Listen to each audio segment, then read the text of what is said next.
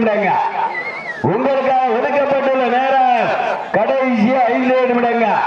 பரிசுத்தை பெறுவதற்கு சிவகங்கை மாவட்டத்திற்கு பெருமை சேர்த்திடவா, மதுரை மாவட்டத்திற்கு பெருமை சேர்த்திடவா?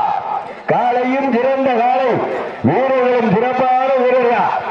இந்த